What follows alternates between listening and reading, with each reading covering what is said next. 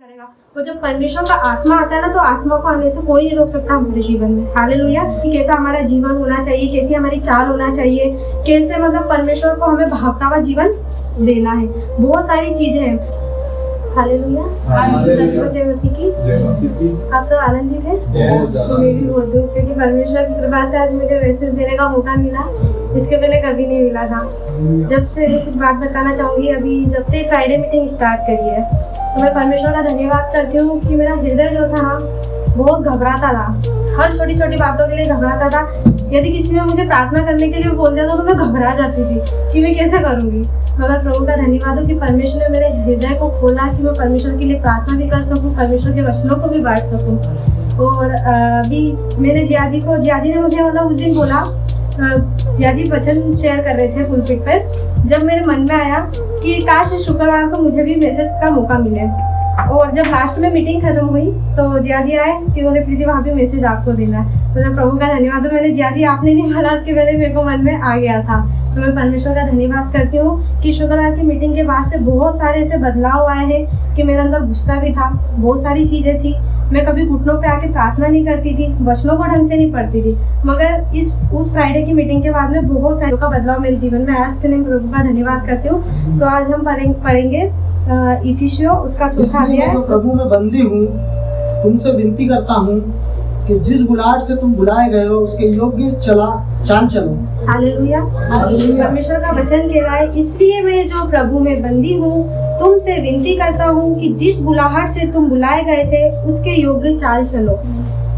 हम यहाँ जितने भी लोग बैठे हैं, परमेश्वर ने हम सबको बुलाया है और हम सबके जीवन में बुलाहट आई है। और हम ऐसे नहीं आए, हम जन्म से मसीह नहीं है। हम लोगों को किसी ना किसी के थ्रू परमेश्वर ने बुलाया है और किसी ना किसी के थ्रू हमको आवाज दी है। अब परमेश्वर ने हमें आवाज क्यों दी है? परमेश्वर ने हम सब लोगों को आवाज देकर बुलाया है और हर एक को किसी ना किसी के जरिए बुलाया है। परमेश्वर ने इसलिए हमें आवाज दी क्योंकि परमेश्वर ने माँ के गर्भ से ही हम लोगों को रच लिया था। अगर परमेश्वर हमें माँ के गर्भ से नहीं रचता, परमेश्वर तो हम सब यहाँ नहीं बैठे थे, क्योंकि परमेश्वर ने पहले ही हम पे चित लगा दिया था।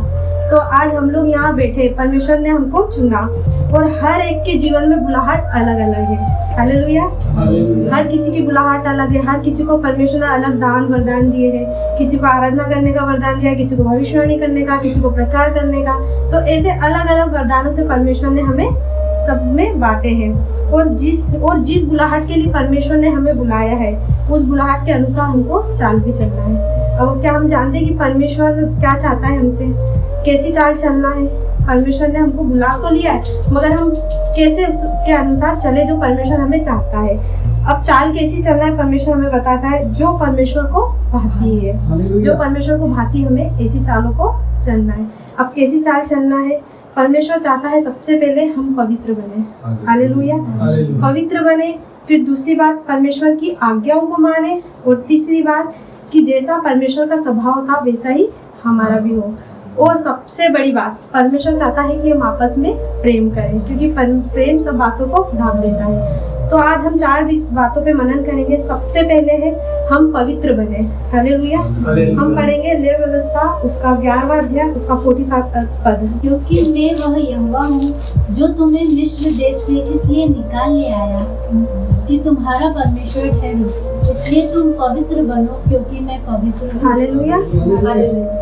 क्योंकि मैं यहोवा हूँ जो तुम्हें मिस्र देश से इसलिए निकाल ले आया हूँ कि तुम्हारा परमेश्वर ठहरूं, इसलिए तुम पवित्र बनो क्योंकि मैं पवित्र हूँ। हालेलुया। कितनी अच्छी बात बता रहा है परमेश्वर यहाँ पर। यहाँ परमेश्वर अपने लोगों को अपने लिए अलग करने और पवित्र बनाने के लिए कहता है। हालेलुया।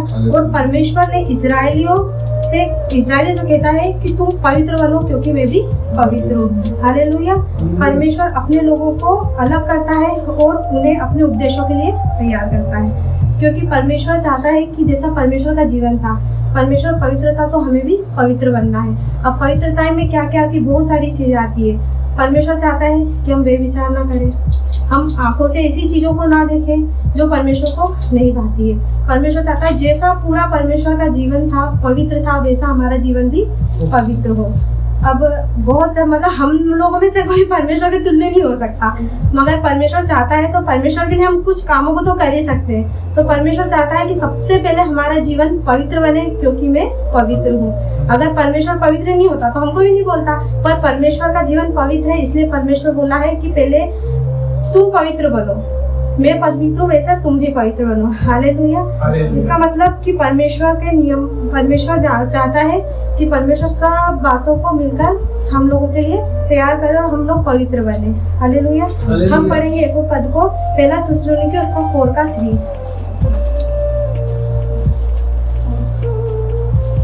पहला थिस्सलुनीके 4:3 कि परमेश्वर की इच्छा यह है कि तुम पवित्र बनो, अर्थात व्यभिचार से बचे रहो। हालेलुया। देखिए यहाँ पर वचन में लिखा है, क्योंकि परमेश्वर की इच्छा है कि तुम पवित्र होना, अर्थात व्यभिचार से बचे रहो।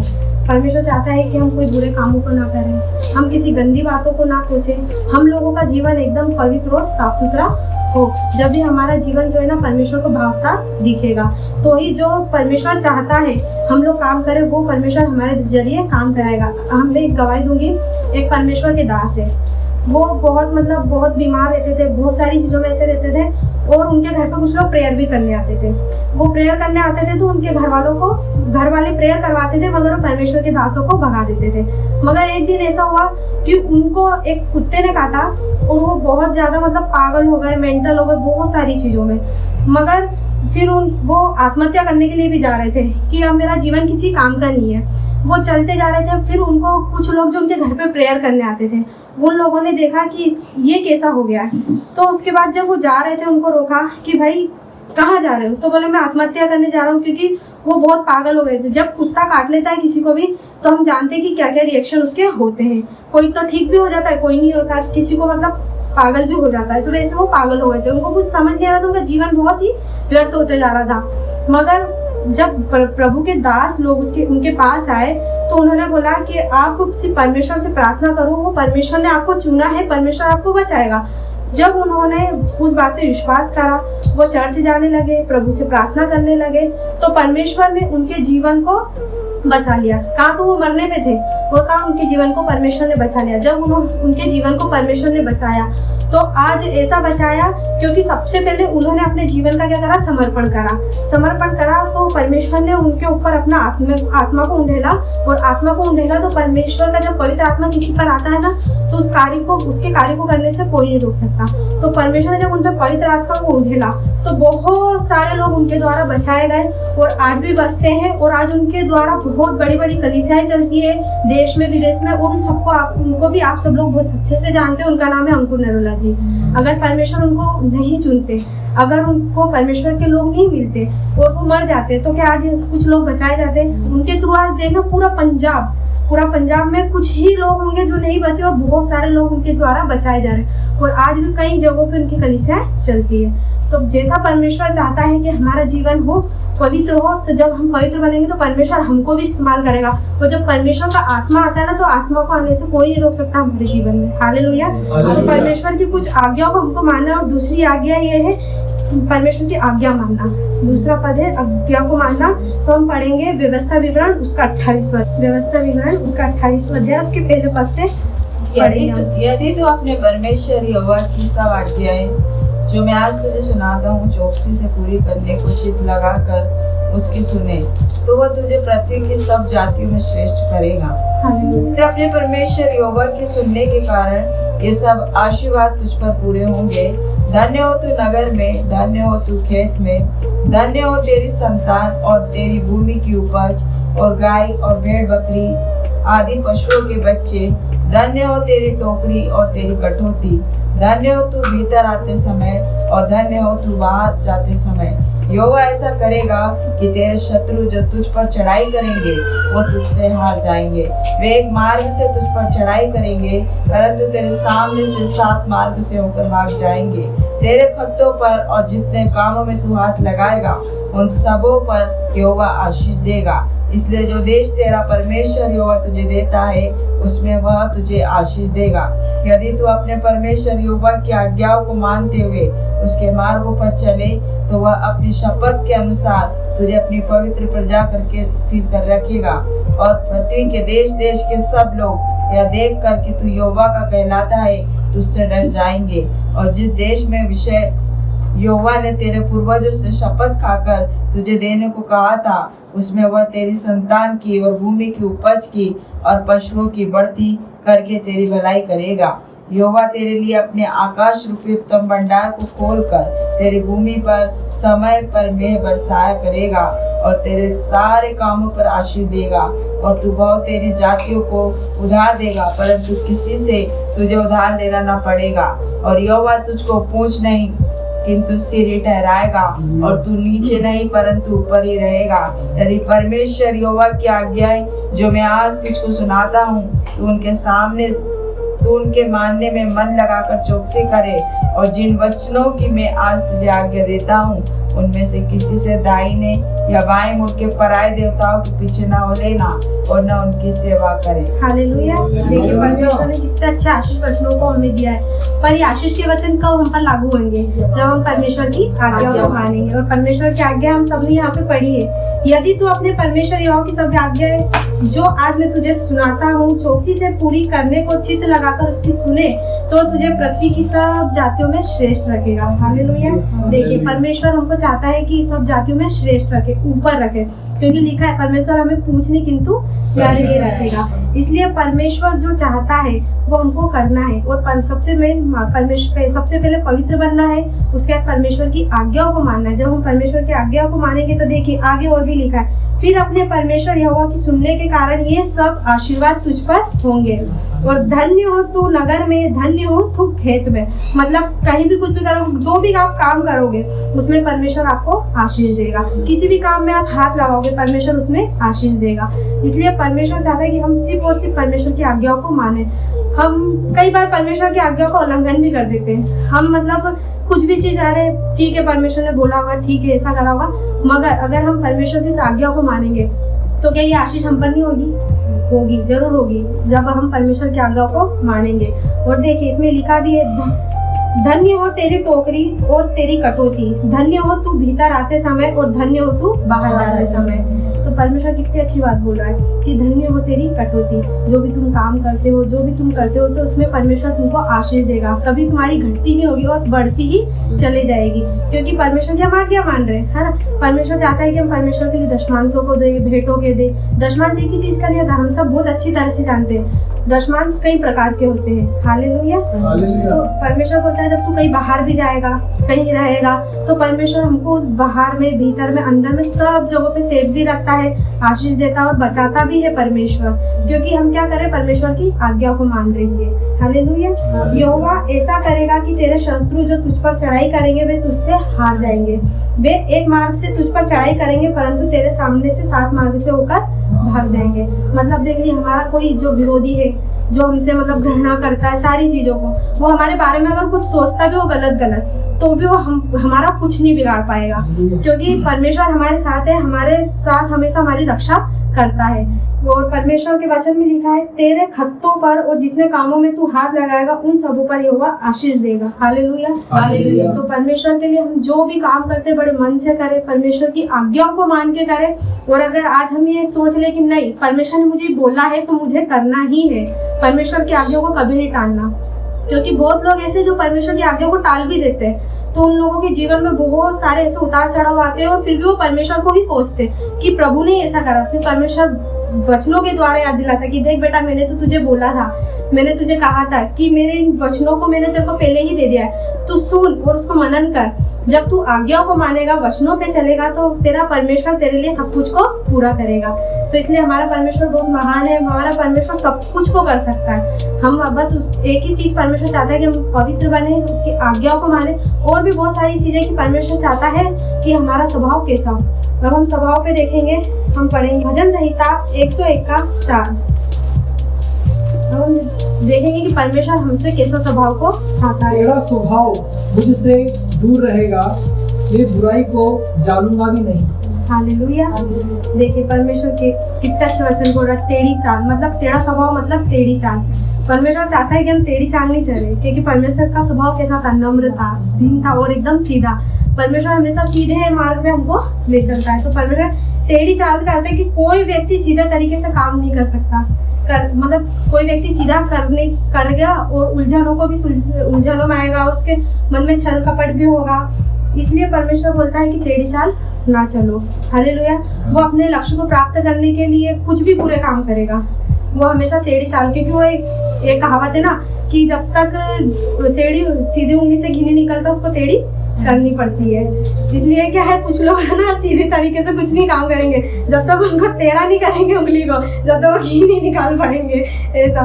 तो परमेश्वर कह रहा है जैसा मेरा स्वभाव था वैसा ही तुम लोगों का भी स्वभाव हो, क्योंकि परमेश्वर हमसे बस कुछ ही बातों को चाहता है कि जैसा परमेश्वर की चाल है, जैसा परमेश्वर का स्वभाव है, परमेश्वर सब जातियों से एक समान प्रेम रखता है, वो सब कुछ को करता है। तो ऐसा ही हमारा भी स्वभाव होना चाहिए, क्योंकि परमेश्वर बहुत सारी चीजें जो हम नहीं जानते, वाकई में हम लोग बाइबल को जब पढ़ेंगे ना तो बहुत सारी ऐसी चीजें जिसमें परमेश्वर ने कई बार लिखा है कि बाइबल पढ़ेंगे तो परमेश्वर हमसे सही में बात करेगा। जब अभी मैं बाइबल नहीं पढ़ती थी मुझे कुछ समझ में नहीं आता था, मगर मैं प्रभु का धन्यवाद करती जब से मैं बाइबल पढ़ने लगी ना, तो बस ऐसी इच्छा होती है कि हाँ परमेश्वर ने ये वचन तो दिया है मगर इसका अर्थ क्या है इसे मुझे समझना है। तो मैं उस वचन को अब है ना पढ़ती हूँ, बहुत अच्छे से समझती हूँ। उसके बाद नहीं, परमेश्वर सच में परमेश्वर है, क्योंकि वो सुनता है, और परमेश्वर जब सुनता है ना तो उसके कामों को करने से कोई नहीं रोक सकता। क्योंकि मेरे जीवन में बहुत सारे ऐसे अनुभव हुए, मैंने बहुत सारी चीजों के लिए प्रार्थना करी और परमेश्वर ने मुझे मेरी सुनी भी, भले लेट सुनी मगर सुनी परमेश्वर ने। और कैसे सुनी, एक गवाही देती हूँ छोटी सी। मैं जब मेरी शादी हुई थी हमारी नई तो मेरे को गाड़ी चलाने का बहुत शौक था। अब गाड़ी चलाने का शौक था पर मेरे पास गाड़ी नहीं, इनके पास भी गाड़ी नहीं थी, पर परमेश्वर ने इनको तो गाड़ी दी। पर जैसी मुझे चाहिए थी एक्टिवा और व्हाइट कलर की चाहिए थी। तो मैंने बोला प्रभु सब लोग गाड़ी चलाते हैं, मुझे भी गाड़ी चलाना है, तो आप मुझे गाड़ी दीजिए। तो फिर मैंने बोला प्रभु देगा, मेरे को विश्वास है। पर मैं पहले निराशा में थी कि नहीं परमेश्वर देगा कि नहीं देगा, पर मेरे को लगा, मैंने वचन को पढ़ा, परमेश्वर ने एक वचन दिया कि तू विश्वास से बोलेगी इस पहाड़ को उखड़ जा तो उखड़ जाएगा। राई के दाने के समान भी हमारे विश्वास काफी होता है। तो एक दिन हम इनकी मैडम थी, इनके घर गए तो वहाँ पे एक व्हाइट कलर की एक्टिवा थी। तो वो एक्टिवा मैंने देखी, मैंने जैसी मेरे को एक्टिवा चाहिए वैसी तो ये है। तो मैंने इनको बोला मेरे को भी ऐसी एक्टिवा चाहिए, और मैंने बोला प्रभु ने चाहा तो कभी हुआ तो मुझे ये एक्टिवा मिल जाए। मैंने ऐसा विश्वास से बोल दिया। फिर हुआ क्यों, 1 महीने के बाद में मेरे पास, हम लोगों के पास इतनी इनकम नहीं थी उस समय पे, तो मैंने बोला चलो ठीक है, हमारे जहाँ रहते थे वो लोग है ना BC लगाते थे। जब तो मैं इतना वो नहीं करती थी, मैंने BC लगाई और वो BC कितने की थी, 20,000 रुपए की। तो फिर उसके बाद जब वो BC खुली वो पैसे मेरे पास आए। इतने में एक दिन ही ऐसे पानी गिर रहा था, इनकी मैडम और ये जिनके घर हम गए थे साथ में खड़े थे, तो उन्होंने बोला कि अनिल भाई बोले अपने को ना मेरे जियाजी को मैं एक्टिवा बेच रही हूँ। तो बोले अरे मैडम आप एक्टिवा क्यों बेच रहे हो? बोले आप एक काम करो मुझे दे दो, कितने में दोगे आप? तो बोले मैं भाई चल तेरे लिए एक काम करूंगी 30-35 में दे दूंगी। तो फिर ये आए, मेरे को बताया इन्होंने, मैं बहुत खुश हूँ। मैंने कोई दिक्कत नहीं, परमेश्वर ने मेरे पास 20,000 का इंतजाम कर रखा है, आप 15,000 वो दे देना। तो मैं प्रभु का धन्यवाद करती हूँ कि जिस चीज को मैंने मांगा था परमेश्वर ने वही सेम चीज और वही गाड़ी जिस पर मैंने हाथ रखा वो परमेश्वर ने वो चीज मुझे दे दी। हालेलुया। तो परमेश्वर बोलता है कि बेटा पहले तू मेरी आज्ञाओं को मान, जैसा मेरा जीवन है वैसा जीवन को जी, और जैसा मैं पवित्र हूँ वैसा पवित्र बन। तो सारी बातों को परमेश्वर हमारे लिए करता है। हालेलुया। हम आगे पढ़ेंगे, आगे और जाएंगे। और चौथी बात बताऊंगी मैं, सबसे बड़ी बात है प्रेम। प्रेम के विषय में परमेश्वर बहुत कुछ को दर्शाता है। हालेलुया। तो हम पढ़ेंगे 1 कुरिन्थियों, हालेलुया, 1 कुरिन्थियों उसका 13वां अध्याय उसके पहले पद से। यदि मैं मनुष्यों और स्वर्गदूतों की बोलियां बोलूं और प्रेम न रखूं तो मैं ठनठनाता हुआ पीतल और झंझनाती हुई झांझ हूं। और यदि मैं भविष्यवाणी कर सकूं और सब वेदों और सब प्रकार के ज्ञान को समझूं और मुझे यहाँ तक पूरा विश्वास हो कि मैं पहाड़ को हटा दूं, परंतु प्रेम न रखूं तो मैं कुछ भी नहीं। हालेलुया। आप देखिए परमेश्वर क्या बोलता है, यदि मैं मनुष्यों और स्वर्गदूतों की बोलियां बोलूं और प्रेम न करूं तो मैं ठनठनाता पीतल और झंझनाती झांझ हूं। इसलिए परमेश्वर कहता है कि पहले तू आपस में एक दूसरे से प्रेम करो। गुस्सा मत करो। गुस्सा करने से क्या होगा? कुछ नहीं मिलता। गुस्सा करने से सिर्फ अपना ही नुकसान होता है। इसलिए सबसे पहले परमेश्वर से प्रार्थना करो, परमेश्वर आपको बताएगा। गुस्सा तो बिल्कुल भी नहीं करना। परमेश्वर बोलता है, मैं सब जानती है जितने बैठे मैं कितना गुस्सा करती थी, मगर प्रभु का धन्यवाद हो कुछ दिन से जो मेरा लेवल है ना, वो परमेश्वर जानता है कि कैसा हो गया। इसलिए देखिए लिखा है, यदि मैं मनुष्य और स्वर्गदूतों की बोलियां बोलूं और प्रेम न रखूं तो मैं ठनठनाता हुआ पीतल और झंझनाती हुई झांझ हूं। इसलिए परमेश्वर बोलता है पहले आप प्रेम करो आपस में, उसके बाद आगे भी लिखा देखो, यदि मैं अपनी संपूर्ण संपत्ति कंगालों को खिला दूं या अपनी देह जलाने के लिए दे दूं और प्रेम न रखूं तो मुझे कुछ भी लाभ नहीं। हम कितना भी दान दे दे, पुण्य दे दे, कुछ भी कर ले, मगर हम प्रेम ही नहीं रखेंगे, हमारे अंदर प्रेम ही नहीं है, तो ये सब चीजें काम आएगी? बिल्कुल नहीं आएगी। हमारी भेंट भी स्वीकार नहीं की जाएगी। जब हम प्रेम नहीं रखेंगे, हम किसी के प्रति मन में कड़वाहट रखेंगे या किसी के प्रति बुराई बुराई बुराई बुराई सोचते जाएंगे। अब हम सोचेंगे कि तेरा तो ऐसा हो जाए, उसका तो ऐसा हो जाए, मगर परमेश्वर कहता है कि पहले प्रेम कर, उसके बाद तुझे सब वस्तुओं में लाभ भी होगा। हालेलुया। क्योंकि यहाँ पे लिखा है प्रेम के विषय में, प्रेम धीरजवंत है, प्रेम कृपालु है, प्रेम डहा नहीं करता, प्रेम अपनी बड़ाई नहीं करता, प्रेम हर चीज में धीरज को धरता है। अभी मैंने आपको कुछ बोला है ना, मैंने आपको कुछ बोला तो आप सुन के अगर मुझे वापस से जवाब देंगे तो क्या होगा? हमारा धीरज धरना व्यर्थ है। हमारा धीरज धरा ही नहीं हमने पहली बात तो। इसलिए क्या है, जब कोई आपस में वाद विवाद करता है, यदि मैं कुछ बोल रही हूँ अगर सामने वाला चुप है तो हमारा जो प्रेम है वो वहीं पे जो मतलब लड़ाई होती है वो शांत हो जाएगी। तो उससे क्या होगा? हमारे अंदर प्रेम बना रहेगा। अगर मैं कुछ 4 बात बोल रही हूँ, 4 से ज्यादा आपने बोल दी, तो इसमें क्या है? कड़वाहट आएगी। और कड़वाहट क्या करती है? नुकसान को भी लाती है, बहुत सारी चीजों को लाती है। मतलब हम अगर लड़ाई करेंगे तो बहुत सारी चीजें ऐसे ख्यालों आते हैं मन में कि हम ऐसा कर ले वैसा कर ले, क्योंकि लड़ाई करने से क्या होता है? शैतान जीतता है। और जब हम नम्र, दीन और धीरज से हम सब कुछ को सहते जाएंगे तो एक दिन सामने वाला जो हमसे बार बार लड़ता भी है ना, वो खुद ही देखेगा, नहीं मैं तो इसको बोलते जाता हूँ मगर ये भाई तो कुछ बोल ही नहीं रहा है, ये तो बस सुने जा रहा है, क्योंकि उसमें धीरज है। अगर वो भी बोलते जाएगा तो क्या होगा? आपसी विवाद और बढ़ता जाएगा। इसलिए हमको प्रेम में धीरज धरना बहुत जरूरी है। वो प्रेम अपनी बड़ाई नहीं करता, मतलब बड़ी बड़ी डिंगे नहीं मारता कि मैं तो उससे इतना प्रेम करता हूँ, मैं तो ऐसा, क्योंकि जो प्रेम रहता है ना वो दिखाया नहीं जाता, मन में रहता है। क्योंकि प्रेम जब हम आपस में करते हैं ना तो वाकई में ऐसा लगता है हम दिखाने के लिए, जैसे अभी मैं अपने पति को प्रेम करती हूँ, मेरे को पता है मैं दिल से प्रेम करती हूँ, मगर मैं दिखाने के लिए उसके लिए ऐसा करूँ वैसा करूँ ये करूँ, वो प्रेम काम का नहीं है। मगर जो धीरज से धर के और प्रेम अंदर रखता है और बड़ाई नहीं करता, मेन बात तो उसको प्रेम बोलते हैं। हालेलुया। और आगे पढ़ेंगे हम। और प्रेम फूलता भी नहीं है, घमंड नहीं करता प्रेम। हालेलुया। प्रेम घमंड नहीं करता पहली बात तो, क्योंकि प्रेम जो रहता है ना बहुत नम्र और दीन वाला रहता है। अगर हमने घमंड कर लिया कि अरे मैं तो देखो मेरी पत्नी मेरे से इतना प्रेम करती, मेरा भाई मेरे से इतना प्रेम करता है ना, हम सबको डींगे मारते जाएंगे बड़ी बड़ी, तो क्या प्रेम करना हमारा लाभ का है? हालेलुया। तो इसलिए प्रेम यहाँ पे लिखा है, प्रेम फूलता कभी नहीं है, मतलब और वह अनरीति भी नहीं चलता है, वो अपनी भलाई नहीं चाहता, झुंझलाता नहीं और बुरा नहीं मानता। अगर हम आपस में एक दूसरे से प्रेम करते ना तो किसी की बात का हम बुरा नहीं मानते।